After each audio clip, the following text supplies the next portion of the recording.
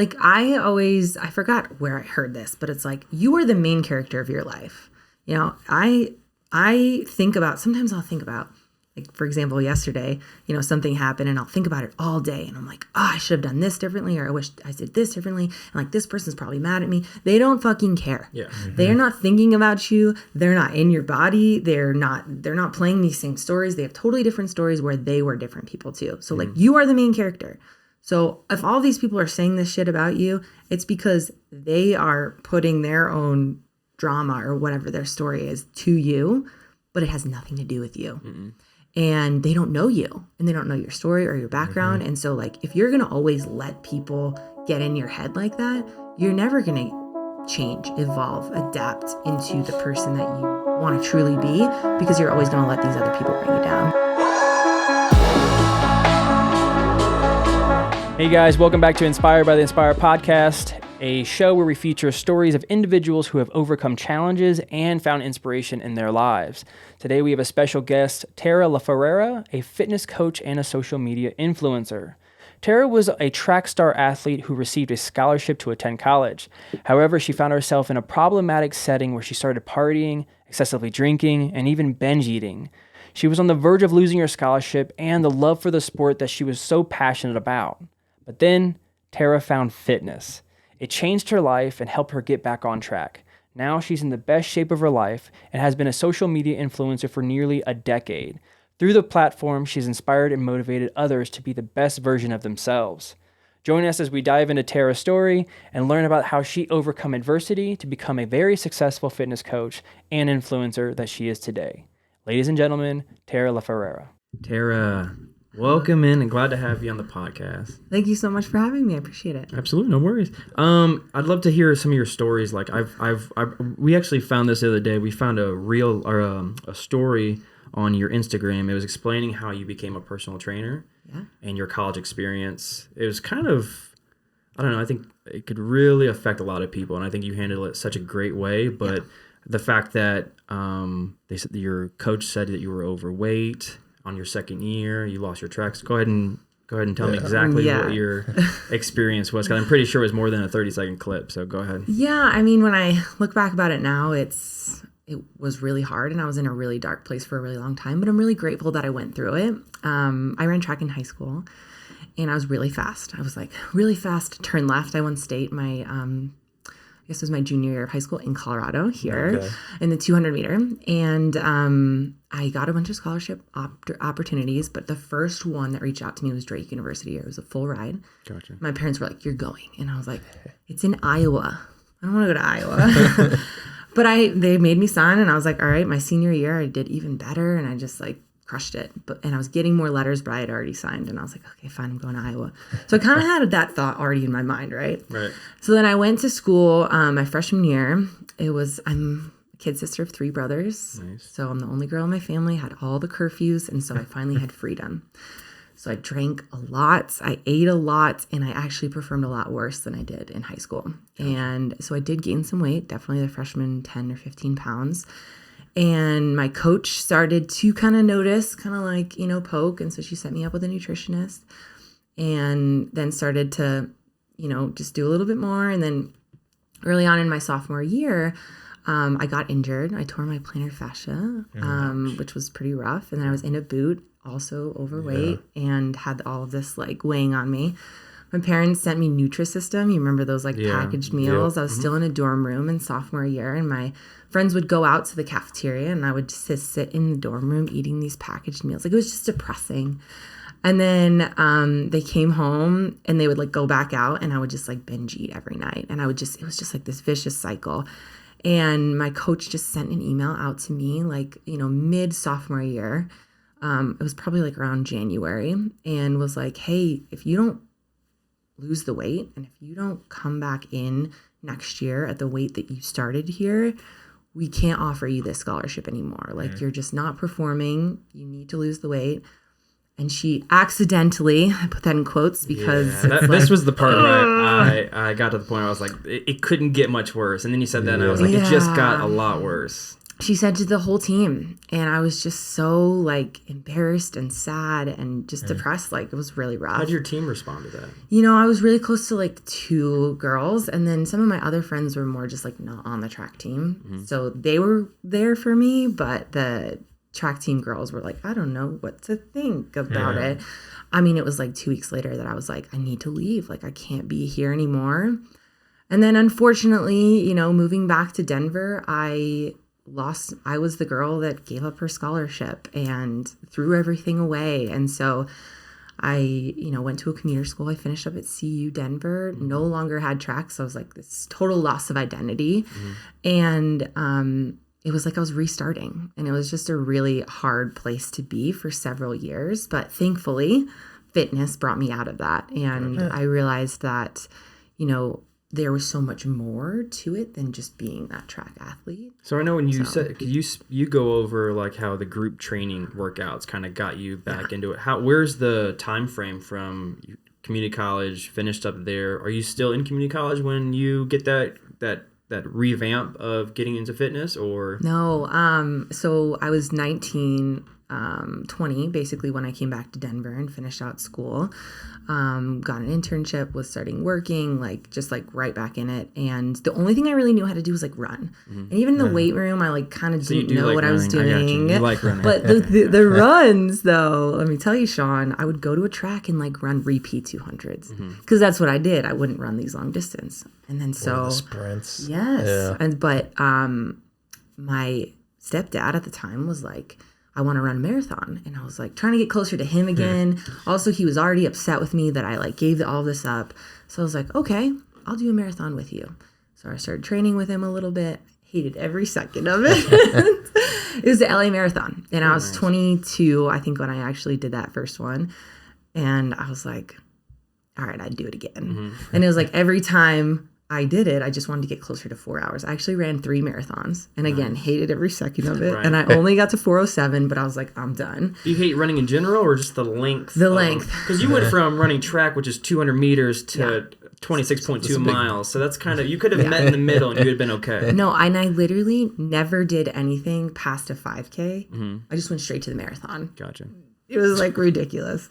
But so I did that and I ran, and that was like kind of my exercise, but I was still running by myself. Like I didn't have that community that I did with track. And then after that last one, I was like, I don't know what else to do. And so one of my friends was like, hey, I have this boot camp at the park. It's so much fun. There's like, you got to go. And it was like weeks before I actually went. And then I went on a Saturday and I was like, oh, this is cool.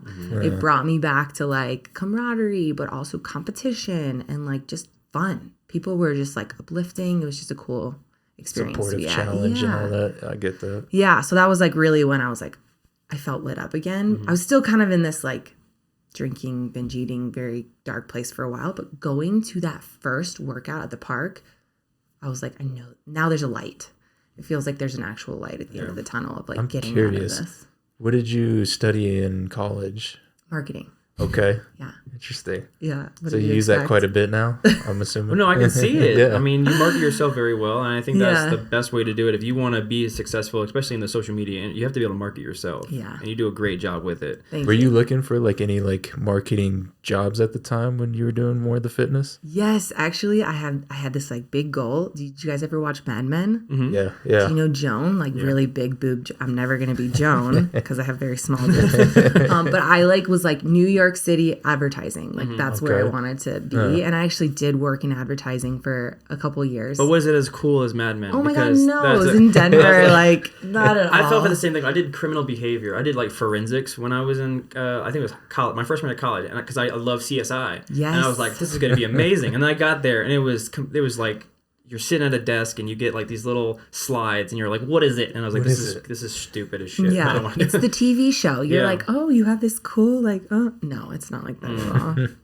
Yeah. So I started to teach group fitness classes after I went to that, boot camp at the park, and I just started going, and they were opening up a studio, and I was like, one of the trainers asked me if I wanted to coach, and I was like, yeah, this is so fun. And then I remember it was, August on a Friday, my first class ever, almost 11 years ago now. And so, and then I would teach like early in the morning, go to my 9 to 5 job, and then teach at night. Like Were you certified at this time? Yeah, I did. Okay, sweet. Yeah.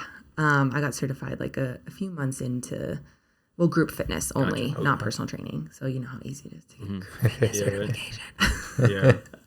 Take a little cert. Yeah, you're like, let me like, just cool, sign the ready dotted to line. Yeah. It's like CPR. Okay, got You it. got it. Yeah. And then, yeah, it wasn't actually until I got laid off from my advertising job Okay. that I made fitness my full-time Gotcha. gig. Yeah. Perfect. Interesting. Yeah. And was it strictly in gym, or were you making that transition more online at that point? Just gym. Yeah. Okay. I was teaching group classes, and then I did get my personal training cert and started teaching or coaching some of those. Yeah, as well. So, okay, in the physical, okay, let's say somebody comes to you, one of your clients says, I want to lose weight. Yeah. Okay. What's the stepping process that you take? Because I think all trainers go different route. Some people all believe that all bodies are created equal. It's kind of easy just to give them a pamphlet or like a cert that they have, or a program that's already been set. How do you approach when someone comes to you and go, I want to lose 20 pounds? I will say first and foremost, I'm not a weight loss coach. Okay. I am more of a body image, self-esteem, movement, confidence kind of coach. So if someone comes into me with just that specific goal, I either ask them to reassess why they want that goal, or I send them to someone that's specific to helping them lose that weight. And most of like what I like to help clients understand is like, what is your purpose behind losing the weight? What is your why? And like, where did that number actually come from? Right. And for some people, they can figure that out. And for others, it's just like, no, I just want to lose it. And I'm like, okay, here's a nutritionist that I work with. But if they come to me and just say that, I'm like, okay, these are the steps that we're going to take. You may lose the weight. You may gain confidence, but you're definitely going to get stronger. Teaching movement will help lose the weight depending on how far they go into it. Yeah, because I know I've seen you work out with your clients, and that's why I was kind of asking. I was wondering to myself is how she approaches each and every client. Yeah. And how you create your programs. And I know you do have the TL method. If you do want to talk about the TL method and the TL strength, and how you kind of who is it specified for? Yeah. Who are you going for? Who do you want to attract the most in going with the method and the strength training? For sure. So TL Method is my accessible, affordable program. It's for people that mostly work out at home. All you need are dumbbells, resistance bands, and a bench. So I would say typically a lot of those people are busy at home, moms, working for themselves stuff, and they don't have a ton of time. They don't have a ton of equipment. They don't maybe have access to a gym. And so it's really easy to just jump in, get your workout of the day, and pop out. There's a ton of different variation. And again, it's just accessible for anyone. And then I have TL Strength, which is my like, let's learn what a barbell is, how to get under a barbell. And then I have one-on-one coaching. That's where I do a lot of like custom programming based on people's goals, frequency, what they're looking to accomplish out of movement. But I would say in general, especially over the past few years, it stems from a strictly strength training base. Gotcha. Okay. Yeah. Do you think people would benefit more from just more pure strength kind of in a way?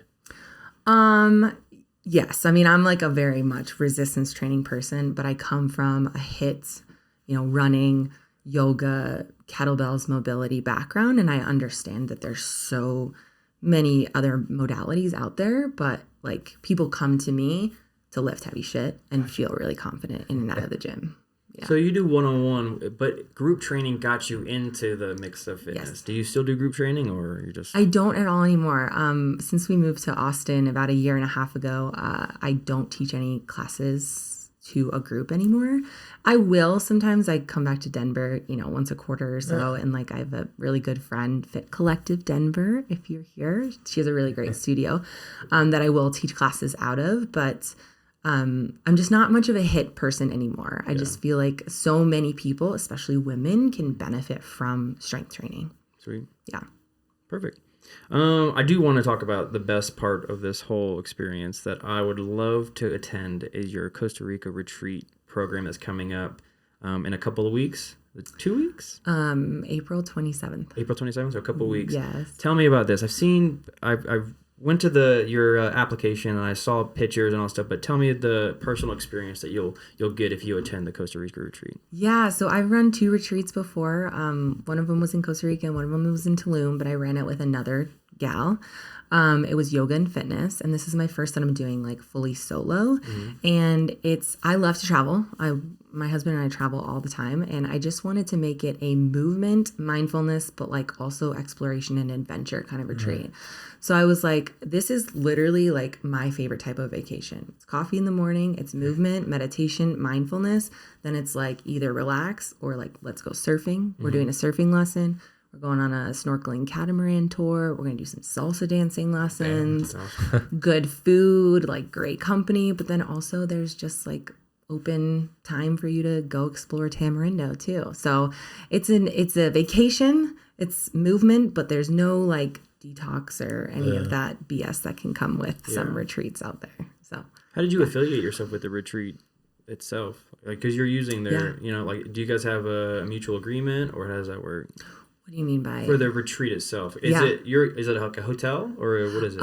Yeah, so it's like lodging basically. I guess you're bringing in people, so they don't really. Okay. So in the past, my friend and I actually put it together ourselves, but I actually hired a coordinator to like do this. And so she worked with the retreat center and then the restaurants that are around, and and then she helped me put all like the transportation and stuff together. So it's nice.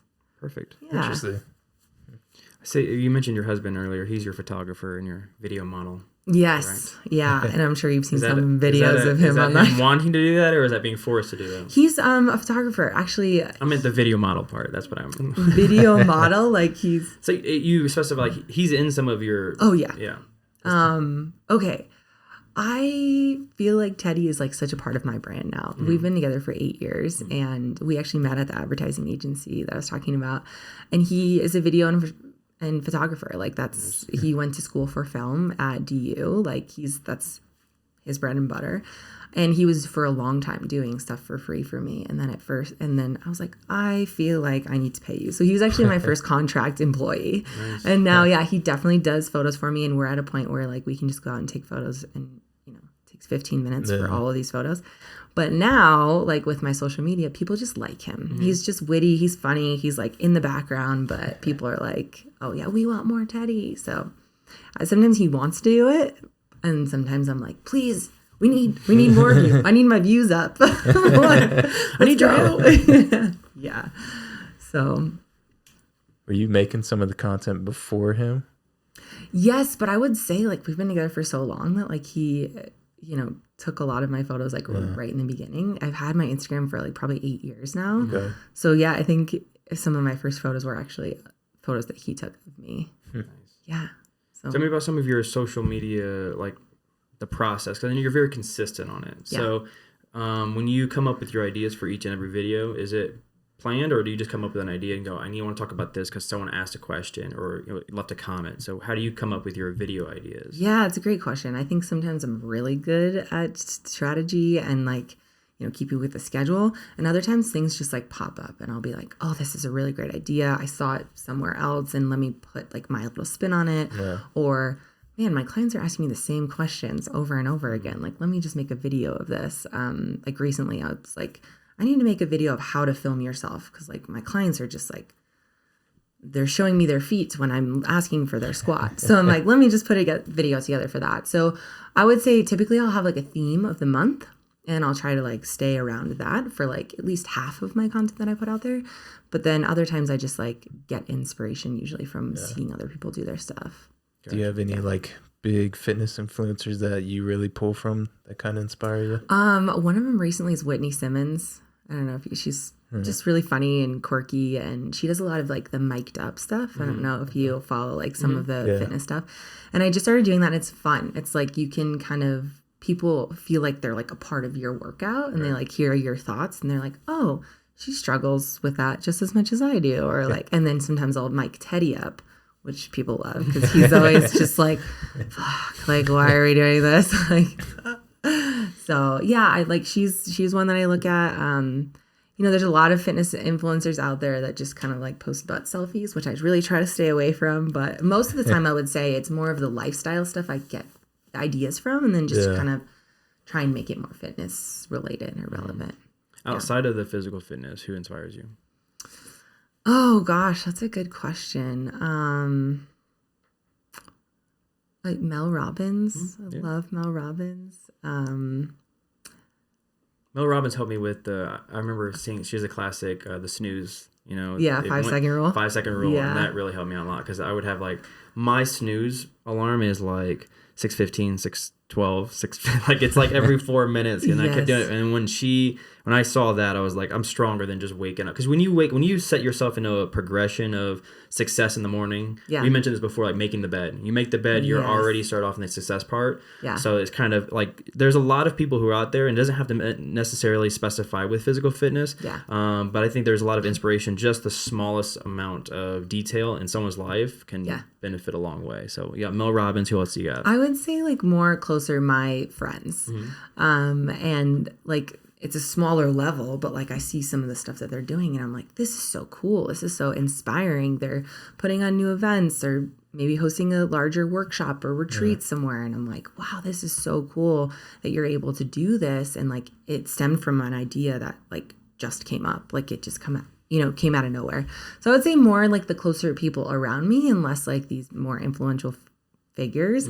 But Mel Robbins is really interesting because, she has the 5-second rule, but she also has this thing recently that I was listening to a podcast for, where it's like, look in the mirror and give yourself a high five every day. And my clients could really relate to that because it's like so often they compare to everyone else or like what they used to be like. And when you really look in your eyes at yourself, it does crazy wonders. Yeah. And so I've been using those two, the 5-second rule and like the high five in the mirror with some of my clients. Thought ladders, those kind of things that just like are mindset shifts that have really helped a lot of myself and a lot of my clients too. Perfect. So, You think there's a lot of struggle with more just building self-awareness, more of that self-love and appreciation? Yes, I would say most of the time, most of my clients, it's not about what they look like at all. Yeah. It has nothing to do with that. Yeah. There's so many stories that they were told or think or believe based on society or family or friends that have said something. You know, sometimes I'll like be like, well, where did you get that from? And they'll be like, well, when I was 5 years old, I'm like, oh my God, you're 47. You know, but like when you just, that it's hard to let go. And so I think so much of it is mental. Rather than what they actually So that's not look necessarily like. your job, but do you intake, because I know like a lot of personal trainers will get, or fitness coaches will get very in depth with their client. They really want to help them. Yeah. And are you the type of person that goes, hey, that's not my type of thing, like your mental status isn't my kind of thing? Or do you really try to help break those barriers down and break those walls down so they can move forward? Yes, definitely. I try as hard as I can, but I'm not a therapist. I really try to, like, to be honest, just stay in my lane. And I know a lot and can help a lot, but there are just some times where I'll just be like, that's for a dietitian, a pelvic floor therapist, someone that can really help you. And I feel as though I'm pretty honest with that. But with the mindset thing, sometimes it's just like talking through it and like figuring out if it's facts, like if this is a reality or if this is something they made up in their head or just like have thought about for so long that they believe is true. But I have different ways to work with me. And so like I would say I'm more of like let me hold your hand through this process. We do a lot of that mindset work. On the people that like just want custom programming and like want to get their workouts in, not as much. It's more I'll send them podcasts and we'll kind of voice note back and forth to each other, but it's a little bit harder over text to get that deep into conversations. Yeah. I do feel like a lot of the clients that, especially you've had and I had, was more about the mental status, the emotional status. Eating is usually the biggest problem with a lot of people. And like you said, when it comes into what other people, like, where'd you hear that from? And nutrition's such a sore subject, you know, because there's so many different type of profiles to go for. What's your take on nutrition and overall, like how important is it to get on the right track, to get either losing weight or getting movement or just being active and functional as a human being? Yeah, and it's a really great question and something I get asked from my clients all the time. But I'm really strict on like, I'm not going to give you a number to hit. I don't focus on weight loss. I'm not going to do anything with how much you weigh on a scale, just because I come from a disordered eating background and a lot of my clients have that binge eating or, you know, stuff like that in the background.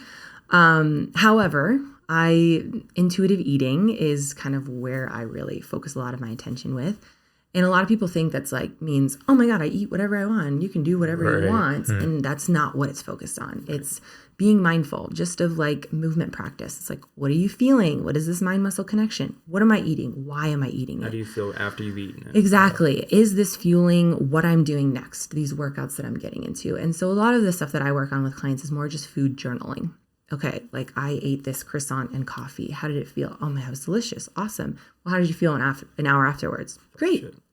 Oh, you feel like shit. I felt like great. I feel great. As an endurance runner, I feel great. I have no problem with it. But a lot of people do Yes. that. Like they'll either eat too much or they eat something that their body doesn't. Yes. Because a lot of it has to do with like the way your sugar levels are and your blood type, Totally. or your food. Like your blood type determines what food you can have in the first place. Yeah. So when you eat something and you're like, oh, I feel like crap. But some people are just so used to it Right. that they think that's normal. Yes. So it's Like, one of I those ate things this, drank my coffee, I was high off that, and then I crashed. Yes. Yeah. Yeah. Like, maybe we look at that a little bit. Yeah, and I think it's really just like being aware of it. And like if it's a food journal and you're doing it a couple times, I usually be like, all right, do it on a Tuesday, Friday, and Sunday. You know, at least one weekend day, like see how you feel and then see how you feel the next day. For me, it's pizza. I'm like, I know I'm going to be gassy.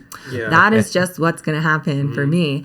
But it's like, I'm also going to eat it every once in a while because I enjoy it, you know? And I think just if people were just a little bit more aware of their body, so much of what we see about nutrition or like, you know, it's so confusing will be a little bit looser. Gotcha. And you'll feel a little bit more aware of it. But of course, people need different things. And that's why like I'll send them to someone that is more focused on that if they're looking for it. Do you strictly teach or train just women, or is it women and men? Women and men, but I would say at this point in my career, it's 90%. probably 95% women. Even I used to train my husband for a long time. And finally last summer, How did that work out? Yeah. 'Cause I feel like that's going to be a hard, come on, you got to do that. I am doing this. Finally, after like last summer, he started working with a male coach and he enjoys it and it's great for him. But at the same time, it's like I have my own coach. He has his own coach. Like we do our thing. But he still asks me questions all the time and like we'll still like, you know, I'm happy to help when he needs because his coach is also online.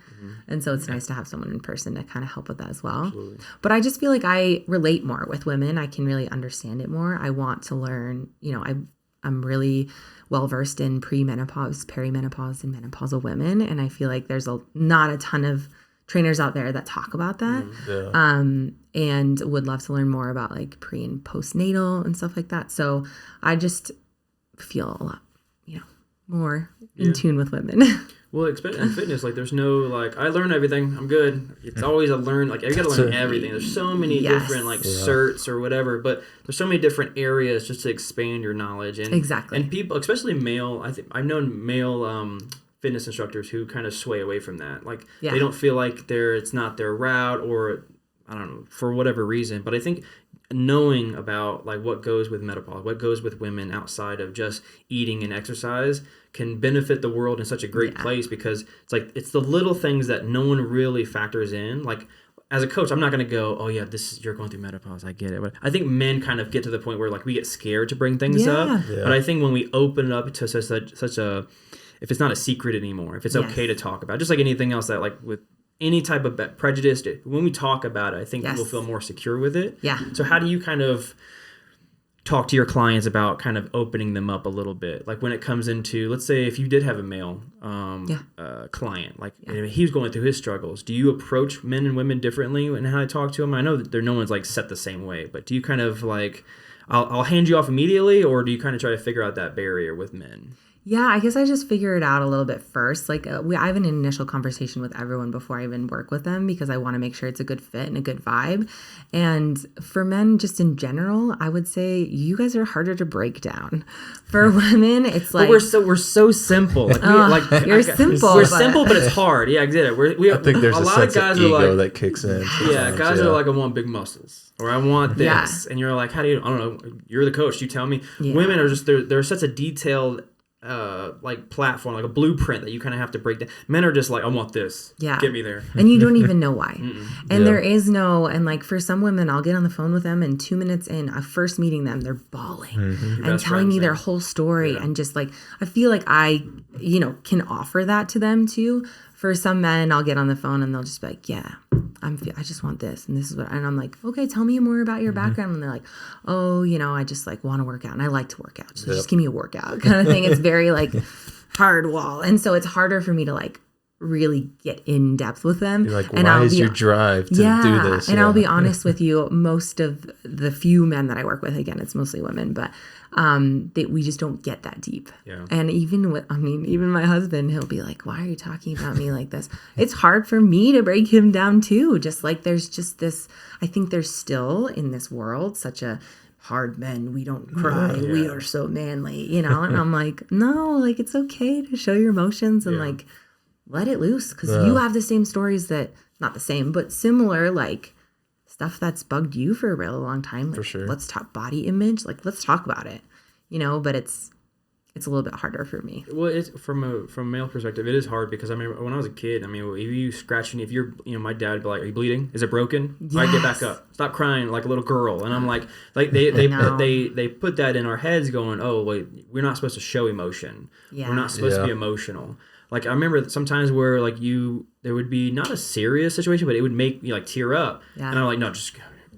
Instead of letting it out, there's a there's a TV show on Apple called Shrinking. And it's I love that It's such a great show because so I love when Harrison Ford goes, 15 minutes of just let everything out, which is actually a great practice. But we were never told that kind of thing as an emotional state. It's always you're a man, you gotta be tough. Act like a man, be tough. Yeah. So it's like, I don't expect you to know how to break that down when it comes to doing it. But I was like, do you ever experience that point where some people or guys come up to you and they're just like so emotionless in how they talk? And do they break down, or do you really kind of see if that's the root of the problem, I'll break it down. But if it's not, I'll let them kind of be who they want to be.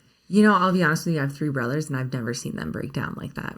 And they're 2 older than me, 1 younger. And sometimes I tell me more. And they'll just be like, no, hard face, And so, no, I would say it's tough. It's really hard for me to get to that place. And I think because I'm so female focused now and working with women, I just have this aura where people will open up to me and feel more comfortable. I don't have that with men yet. It's something maybe we'll see. There you go. Yeah. I do want to. I noticed on some of yours or a couple of pictures that you did the Spartan race, the DECA Spartan race. Yeah. Do you normally do those events, or I know you do have a competition coming up, or is it? Yeah. So go ahead and explain that. Yeah. So I'm an athlete at heart, so I just like competitions. For a while, I'll just maintain for a while, and I just like to move, of course, but.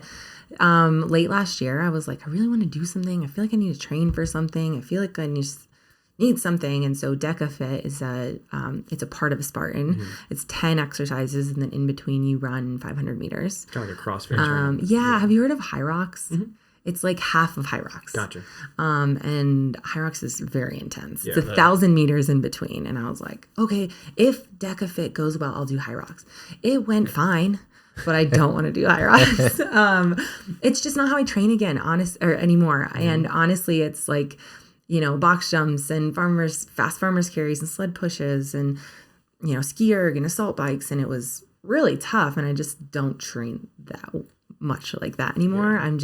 I'm more of heavy strength and just like to be really fucking strong. Mm-hmm. So you said you have your coach. What's kind of your training goals right now that you're aiming for? Yeah, I'm so the competition that I'm doing is on April 1st. It's called Strong Lifting, which is basically powerlifting, so squat, bench, and dead, plus 3 more moves: heaviest hip thrust, heaviest chin up, and heaviest overhead press. Gotcha. And it's all 6 moves in one day, which is a big day. And then you've got 3 lifts where you can, go your heaviest. Mm-hmm. And so right now I'm training for that. And it's in 3 weeks, I guess, from yesterday.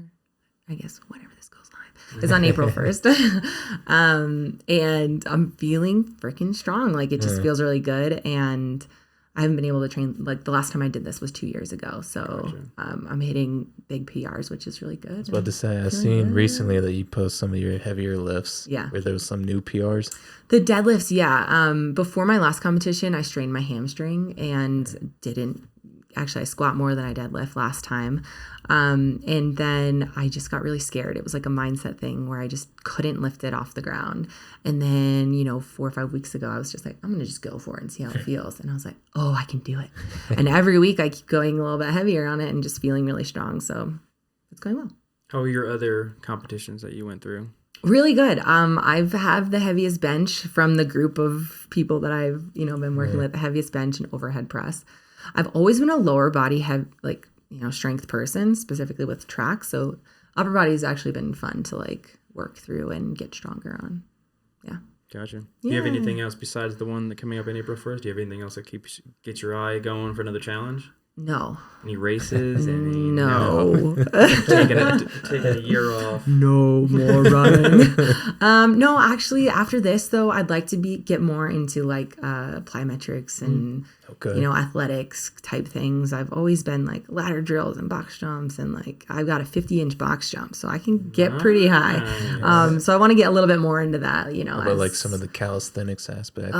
So hard. Sure. Speaking of putting in the reps, like I've always wanted to be able to do a muscle up, but just like the actual technique to like get down is. I always want to do a flag. The flag. Oh Dragon my flag. gosh, That's what I want. so insane. Or the planche. Yeah. Where you're just doing a plank with your hands. Yeah, but I think when you break it down, when you do the basics, like you kind of like a lot of people just doing it right now sucks. But if you broke it down Sucks. Can you do it right now? Come on. I can't do it right now. I can do it in the gym. Come on, right now. I can do it in the yeah. Wait, for I can real? do You can just muscle ups and yeah. you can do a planche right now. No, I can't do it right now. There's no room. I'm not saying like right. I'm not gonna be like, oh guys, 1 second. Let's I'll be clear right the back. desk. Okay, but after this, you're gonna show me. I just woke up like an hour ago. But yeah, like it's the procedure. Like if you can take, because there's a guy named Frank Morano. I can't remember I his think last. I've heard of this Well, person. bald guy. Yes. Ripped or whatever. I've been following for years. Yes. And his ability, like when he did the flags, he taught me, like, you've seen me do the push-ups where you do the archer push-ups. the windshield push-ups. Yeah. He taught me all this kind of stuff. So like learning from him, but when you do certain things, like when you look at right off the bat, you can't just do the flag or of course. You got to break it down into the thing. But that was, to me, like the flag was always, I was like, I wanted, that's all core strength. Yeah. That's Just like you can't be like, I'm going to deadlift 350 tomorrow. Or run a marathon. Or run a marathon. Well, I mean, I guess you could. Technically, anybody can run a marathon. Anybody can do a marathon. Can you survive but it? can you run it the entire way through? Can you Not get cut have off good by the numbers? Have you good numbers and all that stuff? Yeah. But speaking of that, so if you could do any sport, Yeah. anything, what would you do? What's the sport if you could attack? Because I know you did track. Yeah. So if you could do a sport right now, if you're like, I'm going after my goal, I'm going after my life dream, what sport would you do? If you would do any. If you would do any. Gosh, what is that? I don't know. You know what I've been loving? This is going to sound so stupid. Pickleball. Pickleball. You know, I've never heard of pickleball until I moved to Denver. Until I moved here, and I went to a gym, the Colorado Athletic Club, and I was like, he was giving me a tour, and he was like, we have 6 pickleballs. And I was like, why would you build so many fucking pickleballs? Who's gonna do it? And I went out there, and there was like 100 people. It's extreme. There was 5 people on the tennis court, and there was 100 people in the pickleball spot. And I was like, I gotta know what this is. It sounds a lot. It's cooler than it sounds. It's so fun. And actually, I wouldn't say like, let me be so good at this. I don't know, maybe gymnastics or something like something totally. It's totally something I've never done before. But it's just this fun, like, it's really big in Austin right now, pickleball, and it's more of a fun game, but there are some like really intense people, and I'm like, I just want to get better at that. And I'll be honest with you, like, I'm right dominant. I feel like my left hand like doesn't exist sometimes. So I'm like, I need to just practice more with both and be able to do more cool moves. Gotcha. So yeah. So speaking of sports, when you got into track, is that what you wanted to do, or were you kind of forced into it? Oh, this is a good story. Okay. I love basketball and volleyball. I love basketball though, and I have a pretty good jump shot, I will say. So you want to show it? 'Cause I got a basketball court. Okay. Yes, after I'll this, do the planche. you do the planche, and I'll be play jump to 11. shot. Yeah. Probably not anymore though. It's been a long time, but I just loved basketball, and I was just like a huge fan of it. So my freshman year, I made the JV team, and I would be so fast. What I would do is I'd steal the ball, I'd run down the court with the ball, and never make the layup. Like it would just like blow off the side, because I was like just running faster than the ball. I would just like boom, and it was just I missed so many of those. I made the jump shots but missed the layups. And my coach was finally like, you're good, but like you should try out for track. And I was like, no, that's so stupid. Like it was so stupid to me. I'm like, people just run. And he's like, yeah, you should do it. And I made state my freshman year, and I was like, okay, I'm better at this. I might as well stick with this. The 200 event? 100 and 200. Okay. Yeah. And then as I actually like went on with my track career, it was more 2-4, just because out of the gate, you've got to be so fast in the 100, and I just wasn't totally there. But I had a really good turn. and then 200. So then I like gave up basketball to basically do track around, like year round. So I ran indoor track. I was on the club team in the summer and just loved it. Well, I know your second year sucked, but how was your first year? Oh, in college, you mean? Yeah. It was fine. I basically hit like the same numbers, but also, you're a very small fish in a very big pond in college. You like think you're all this like hot shit in Colorado, and then you go to college and you're like, I am no longer that hot shit. Yeah. So pretty much the same numbers, but then like, I obviously was like binge eating and drinking a lot. So I was partying a lot. Like I was deep in the drinking phase of my life. So that was not great. How was your mindset though? Was it the fact that, oh, I'll be okay, I'll do it, I'll be able to wake up tomorrow and run this, training, and I'll be okay? Or was it just like you just kind of stopped caring, or you didn't want to do it anymore? What was your mindset during that transition? Yeah, I was still like, for my freshman year, I was like really still in it. Yeah. I mean, I still worked out twice a day, like 2 a days, and I still showed up to everything and did everything that I had to do. I was just Thursday to Sunday party mode for sure. And then I significantly got worse, and then I got injured. And then once I got injured, it was like game over. I was like, on this stationary bike, and everyone was out running, and then it was just a pretty bad place. And then that email came, and it was, bad from there. But when did you kind of make like the kind of dialed in switch to really change in your health? Was it during some of that small group training? Yeah, I would say it was like pretty close to when I first went to that boot camp at the park. I was probably like 22, 23. Yeah, it was like a couple of years of when I came back from college. I was working as a bartender. That's the worst job in the world. So, when you want to of be. course. Well, yeah. Drinking a lot. So for a couple of years I was like that, and I was just like in this bad hole. I was hanging out with the people also that, drank, bartenders and servers and stuff. And then, it was like when I went to that work out at the park, and then I got a full-time job. And then I, kept trying to push away the bartending stuff and get more into fitness and just have a full-time career. So that's kind of when I made that switch. But it definitely took time. Yeah. Yeah. Was there any like tips or tricks that kind of helped pulled you out of that a little bit? People, surrounding yourself with like good, uplifting, positive people is just, I would say, the biggest thing. And getting out of my parents' house, that was a huge thing. I just felt like I was in a pretty bad place there, because they were also just like, I just felt the disappointment for like years, and it just was like not a great feeling. So getting out of there, getting a full-time job, even though my first job ever full-time was $28,000 a year. I was making so much less as a server than at this job, but I like knew I needed to like get out of that just for my own mental well-being.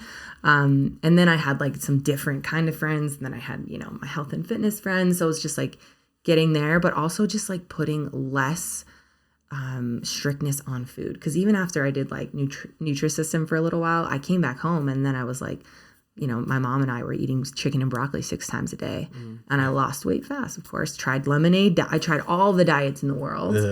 And then finally was like, I can't do this anymore. Like it was a gradual thing. Like I still had some binge eating episodes, but it was, putting this focus on more just like intuitive, like just being really mindful of like, does this feel good in my workout? How do I feel afterwards?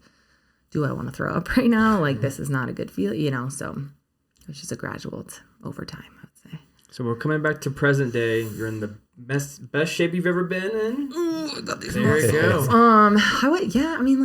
I feel like I've been the same weight and the same kind of body But for like several strength-wise. years, but strength-wise, and also like I've definitely gotten stronger. My upper body, memories pop up on Facebook or whatever. I'm like, oh damn, I'm feeling jacked now. All Look right, at me now. yes. Yeah.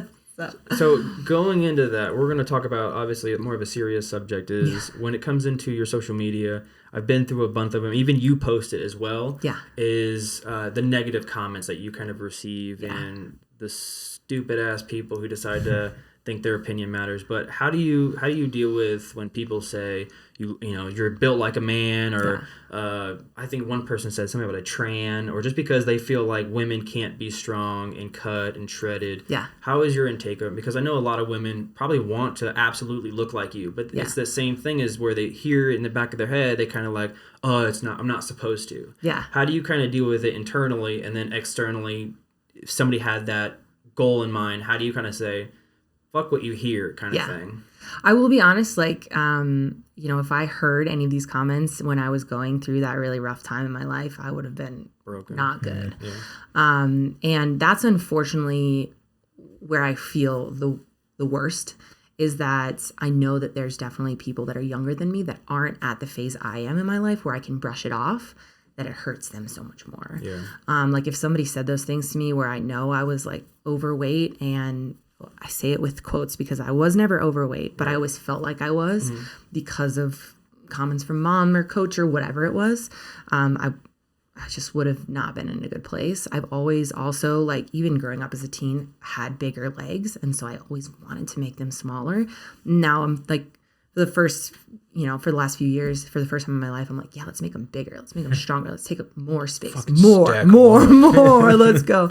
But I'm like, when these comments first came out, I was like going viral on TikTok a lot. And those were so hard because those comments on TikTok, they're so mean. Yeah. But I was still trying to like grow my presence on there, and I was like, gotta push them to the side. So I filtered out the comments, deleted all of them or whatever. But I first got like a lot of the trans comments, and that is really interesting to me because we're in a world right now where, people can finally be themselves, and which is very incredible to be at. But it's hard as a woman from a female body my entire life hearing that I was a man, and so I go back and forth. I'm like, I still want to be big. I want to be strong, but I'm also like, God, I look at myself in the mirror. I'm like, can I give myself a high five today? Do I actually feel this, or do I feel those really hurtful comments like coming back at me? And really it goes back down to like who I am as a person, and just trying to be my truest and most bold and bright self. And I know that all those people just sit behind their keyboards and will say whatever the fuck they want. And I can't let that negativity or their blank screen or, get in, where I am mentally. But it can be very hurtful, in a lot of ways. Now, though, I take a lot of those comments and turn them into videos, because it's like people need to see that, hey, this is still happening, and happening in a really big way.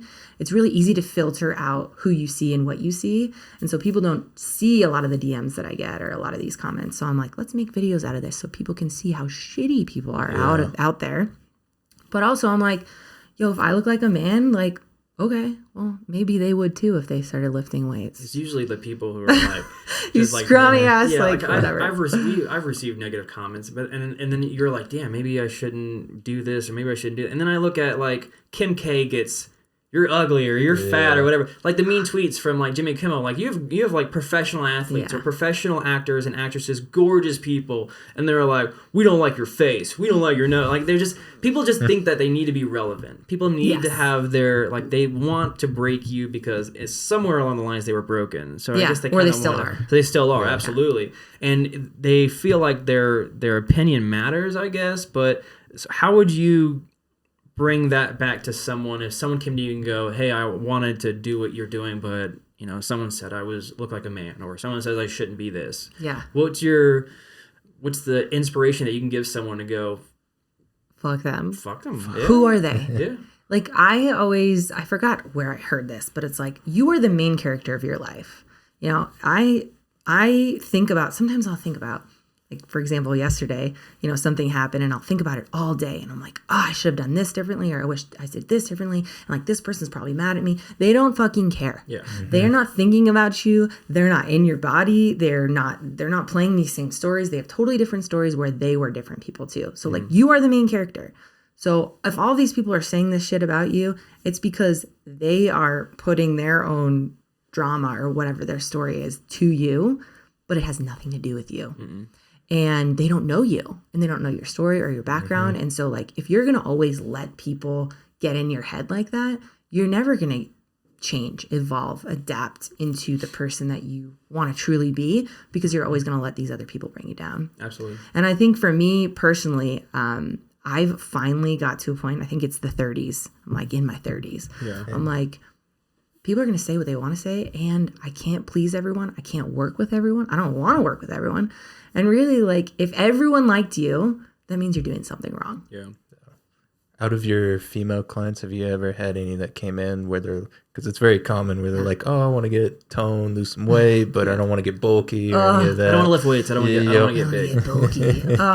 Yes, man, that still comes up. Not as often though, because I really feel like my audience knows who I am. Well, you're so vocal with everything. Yeah. So no, that's good because then they can pinpoint like exactly like, oh, well, she already said I'm not going to do this. She, some people, if you meet someone for the first time, there's a lot of explaining, a lot of storytelling, a lot of how you got your background. But since you're so active on social media, it does bring out your story, your brand now, you. Yeah, but then there's still like, random posts will go viral and they'll just see that one. Of course. So they have to go through the page or whatever. Like recently I posted a video. There was this woman one time that looked at me. She was training with someone else. And I think it was kind of funny, jokey, whatever. But she was like doing banded lateral walks. I had just got done with a squat session. My legs were like, feeling strong. And she looked at my legs and then looked at her trainer and was like, oh, we got to stop doing this. I don't want legs like hers. Yeah. And I was like, legs like mine, girl, you wish. This is 10 plus years in the making. I'm like, I'm trying to make these strong and big and bulky. Right. And like, I think people just still don't understand. And especially women that are a little bit older, they think you lift 10-pound bicep curls and all of a sudden get bulky, Bam, look at that. Yeah. And really, we have to think about bulky being a subjective word. Yeah. There was an article that's come out that's like, people think Jessica Biel is bulky. And you're like, Jessica Biel? She's like, what? And then, so... But it's all just like what you perceive. So it's tough. It's understandable that the word tone is still a thing because it's just a marketing ploy. Toning is really just gaining more muscle and losing more fat. But people don't want to say or use the word muscle because they're scared of that. But that is literally what the word tone is. Oh, yeah. You know what I mean? So I just a lot of times I try to just educate them. To like, okay, well, if this happens, then this will happen. And that is the goal of what you want. But sometimes it just takes a little bit longer for them to like figure out what it is. It usually starts off with, I read this or I heard this once. Is this true? Yeah. I get a lot like shredded and tone, two different things. Totally. Shredded is the extreme, tone is seeing muscle definition. Yeah. When people say like lean and skinny, like if you call a lean person skinny, that's offended. If you call a thick person fat, that's offended. Because it's the usage of words that people don't understand that really figures out exactly what goal you want. Like, I want to be lean. I want this. So it's like understanding that there's different body frames out there and also different body structures. Some people can't get as big as they want to be. Like totally. Some people are Genetics. like, I'll get someone come. I used to get someone to come in and go, I'm gonna look like him. I'm like, that's Hugh Jackman. In the Wolverine, like, what do you mean? Like, he's like, make it happen. 6 months, you make it happen. So it's like, like Brad Pitt Fight Club. It's like they have to understand the process of it. So it's funny. I had my grandpa. He's like, you're not building muscle or getting big. I was like, yeah, I'm losing weight. Yeah. He's like, I thought you'd be big bodybuilder and all that. Yeah. Oh, it's the worst too when people are like specific on, I want to look like this person because like. I don't ever want someone to say body goals or I want to look like you because, and I don't mean this like to sound silly, but like you're never going to look like me, just like I'm never going to look like you. You want to be like the best version of yourself. And whatever that may look like, it's not going to look like me and it's not going to look like Sean. Well, that applies all areas of capability too. Social media, we used to have a wide range going, oh, that one. Let's look like him. Or like someone's artwork, like, oh, I want to do that. Yeah. It's like the time and effort and the energy of doing it. Like when someone goes, oh, they get scared of running a 5K. Yeah. But an ultra marathon, you guys are like, that's crazy. Yeah. But if I said, if you do a workout going, oh, I can bench this much, they're going to go, that's crazy. So it's like whatever idea or goal that you want to achieve is crazy to some people. Yeah. But it's ideal for the others. So it's kind of like, I think a lot of people just need to step back and like do what I think. The way you got where you wanted to be right now is because you sat back and you opened your eyes and I don't want to be this anymore. I want to be the best version of me. And you don't want to go, I want to be this person. Totally. Yeah. And it's not past version of me. It's not even present version. It's like, who do I want to be? And tomorrow, next day, next year. Yeah. All right. So we're going to end the segment. This is going to be a fun one. I went through your website and I pulled up your TL quiz. And we're going to explain some of these answers because some of them are going to be very interesting. Your TLS quiz, the next place I want to travel, you put Croatia. Why? Croatia's actually, this is like an older quiz, but Croatia's still been on my list for a really long time. We love to travel, like all over the place. Like we got back from Oaxaca last month. We were in Panama in January. We're, Costa Rica next month. I love Central America just because it's like easy and quick to get to, especially from Austin. But I'm such a beach person, and I've just seen photos and heard Corpus Christi. Corpus Christi. Nowhere in Texas, but like usually we'll go somewhere where we can scuba dive or snorkel, and Croatia's just been very high on my list of like just beautiful places. What's it now? I used to that was an old list. So that's why it's still there. I'm like surprised that we haven't been there yet. But like, Croatia is pretty top all around like northern Italy. We like adventure, so we're going to Vancouver Island this summer, like adventure mountainy place, which is why we lived in Denver for so long. And then beach. Those are like the two kind of different. Yeah, I just got back from Rome, Venice, Italy, and Florence.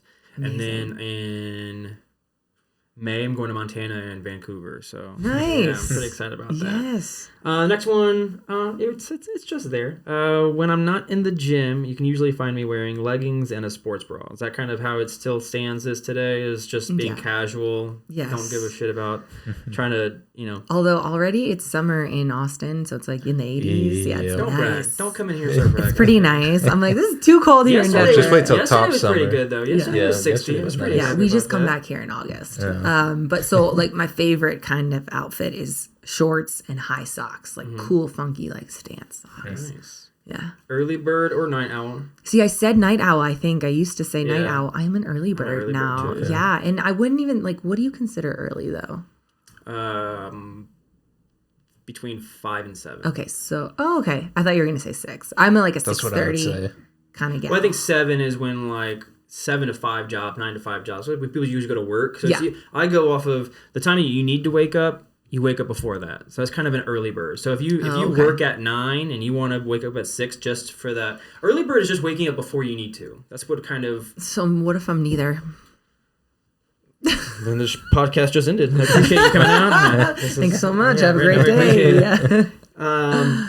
Your favorite type of food? I'm gonna let you guess. If it's changed. Well, Mexican, but I'm Italian, and so I always feel bad saying that. But Mexican. I mean, you know what?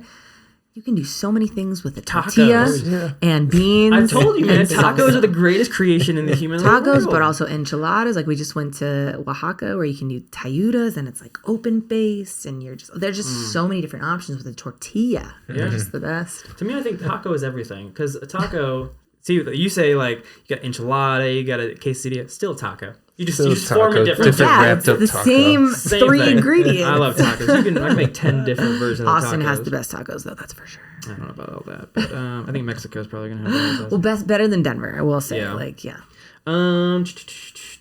When I was little, I wanted to be an actress. You still want to be an actress? No. I was when I was little.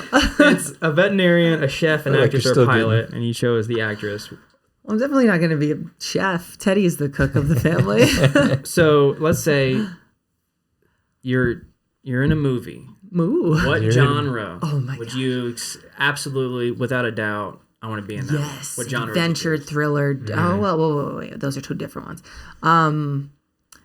I want to fly. I want to be. That's not a genre. It's not a genre. That could be in any genre. I just want to fly. I want to be a bird. Like Fast and the Furious. Okay. Oh my God, Fast and the Furious. I feel like they're still coming out with movies. Oh, they still are. Fast 10. They are not abiding by gravity's laws. I tell you that. No, or like some sort of thriller, maybe like a scary movie. Okay. Yeah, so we went from adventure to scary movie. We had the best of both worlds. You got to choose one. No, but then also maybe maybe a rom-com. I think rom-com would be good. I mean, as long as like Ryan Reynolds is like my main guy. I'll see what I can do. I can see what I can do. My basketball walk-up song would be, obviously, this is bring them out. T.I. I was like, yeah, definitely still there. Yeah. You're head of the basketball court right now. What's the song that gets you hyped? I mean, we'll say before a fitness. What's your workout song? Right now, it's first song. Rumble. Rumble, okay. It's just like every deadlift, I've got to hit it with that song on in the background. You're like, it's not going to be a good one if I don't have it. This one's my favorite. Who would I want to play me in a movie? Myself. I'm an actress. Duh. Just kidding. Jennifer Lawrence. When was this done? Too long ago. I know. Too long ago. Like, how old am I? I don't know. Jennifer Lawrence. Okay, she's still cool. I think Jennifer Lawrence still relevant. Absolutely. This is funny. I didn't know you were going to bring up my website. I know. I was going to Okay. tell you this, but I was like, it's better for just your facial expressions to work out. I'm curious about the ice cream truck. Oh, yeah. That's actually still relevant. I will Someday write that. I want to own my own ice cream truck. Okay, it's going to be now because that was probably like 3 years ago, 4 years What's so ago. funny because it's like, fitness instructor, you got nutritionist. Or, Actress. I want my own ice cream truck. Yo, listen, I eat ice cream almost every night. Yeah. Every single Certain night. flavors. Cookie dough's like my top fave, but I love the chocolate and it has to be in a cone. Okay. But I'm gonna own an ice cream and marijuana truck one day. But it's not gonna be for a really long time, and it's gonna be right by a beach, preferably maybe in Central America. And Teddy's gonna be a scuba diving instructor, and I'm gonna have my ice cream truck. Look at that. I've got it planned in my head, but not for like a while because I still want the. How fitness long? life. Because I'm about to get married in a little bit, so you can bring your ice cream truck, okay, and your marijuana stand. We'll do that. Well, okay. Probably We're gonna have a marijuana. We're gonna definitely have a station because I know a Yes. lot of people who own their own companies, so Yeah. they're gonna come out there and have pre rolls everywhere, Oh and they're my just gonna gosh! set it up. Yeah. Whole Wish I setup. had that at It's mine. gonna be That's awesome. amazing. Not for Ice a cream. while, You so. can do ice cream stuck right there next to the one. You're gonna be sell out crazy. Oh It's my gonna be gosh! crazy. Gosh, like weddings are so expensive though. We tried to get an ice cream truck at ours, but a little too pricey. So now it's like, yeah, maybe I'll plan that for the future. Okay. All right. My zodiac sign is a Gemini. Why do you feel like zodiac is like the zodiac symbols or the zodiac signs are very relevant for who you are as a person? I don't like to be put in a box. You don't wrote it. I don't. I'm just You're following really what putting you me in did. this box. This quiz will haunt This me whole now. thing is a box. I gotta Literally take an this iPhone. out. Look at the box. Wow. I mean, some people say Geminis have 2 personalities. I probably have about 4. So When's yeah. your birthday? I mean- When's your birthday? June 7th. June 21st. Oh. I'm the day. It's the longest day of the year. Yes, summer. It is Gemini and Cancer. Every leap year it changes. Oh, that's actually really cool. No, it's not. It's Do you- confusing. Oh, It's not. It's wow. confusing. So People you, go, oh, you're both. Oh, there you go. That explains everything. I was like, you're Yeah. bipolar. Like, So no, do you I'm not. like having your But- birthday in June? Yeah. It's the best. yeah. When's your birthday? January. Oh, that's the worst. This podcast is ended. I appreciate you guys coming in. Wait, my husband's is January 17th. Okay. And it's just like cold in winter and just like sad. I like the snow. Yeah. I love the snow. Do you go to the mountains and go Oh, yeah. skiing or something? Okay, yeah. I love She the. doesn't- I'm she learning thinks to it's too cold. snowboard. She doesn't like the Okay. cold. Yeah. Well, I mean, not anymore. After- when, Did you when ever do you're any here for skiing? 20 I years. lived in Yeah, Florida. yeah. I lived in Florida for 20 years. Okay, Yeah. and then I went to New York, and then I came here. So Yeah. my whole area of weather has changed drastically. So I don't know. Yeah. What I the mean, right I weather live is. both. I go to Texas and here because I have family in Texas. from Where in Texas. Texas? All over. Oh, okay. Literally, You like the I'm not from Texas. Oh, he doesn't like to say he's from Texas. You know what? That's why I say you're like, oh, you're in Texas. I'm like, I'm in Austin. I'm in Austin. I'm not in Texas. I'm in Austin. I got family, different. Wichita, Okay, yeah. El Paso, all the way to, oh my goodness, Emory, All over. all over. Yeah, Yeah, it basically takes like one full day to drive through pretty to much. Texas. So They'll still be like, yeah, that's still in the city. we're yeah, yeah. I did notice some of the. Is it sponsors or just people you've worked with, like Finish Line? Yeah, just Oxygen, brands I've worked with in the past. for as in what, like modeling or? I was on the or- cover of the Oxygen magazine, April 2021. She That's knows my the exact plan. day. That's my claim to fame. Thank you very There you much. go. I've worked with a lot of those brands in the past. I used to do a lot of collaborations. I would say probably in the past year, I don't do a ton of those anymore, just because, just because I haven't figured out the best brand that would work for me at this point in life. Got to create your own. Yeah, that's a lot of work. Yeah. Yeah. But a lot of those are like athletic wear brands, and I just don't do a lot of that type of content anymore. I'm more just want to educate, inspire, and motivate, and also make people laugh with Teddy. Where can people find you? Instagram, TikTok, there are a lot. Tara Laferrara, but YouTube, Facebook, kind of everything. Just first and last name, Tara Laferrara. The final thing is what do you expect people to take from this, your story? And what do you want people to take from it? And what words of wisdom can you give it to it for someone who is going through struggles, hard time, maybe some emotional vendetta against someone, or it's just something like where they're not in the right spot? Like what kind of advice can you give them from your personal experience? Yeah, step back and stop being an asshole to yourself. Like that's one of the biggest things. I feel like so often we're just like so mean and cruel to ourselves. And we just need to like step back and be like, what is this helping me in any capacity at all? And then again, just like being around more supportive, uplifting, and incredible humans. I have a really, really good community in Austin and also just here in Denver of just friends that like we're all lifting each other up, we're all supporting each other, and we want everyone to succeed in what they're doing. And if you have people around you that are always complaining and always being negative, they don't deserve to be in your life. Oh yeah. Thank you so much for coming out for the show. I'm glad to have you. Hopefully your competition goes well. Thank you. Yeah. And fuck everybody, get strong. Yes, and we'll still be admiring your work on social media and hope to have you around again. Thank you so much for having me. I appreciate it.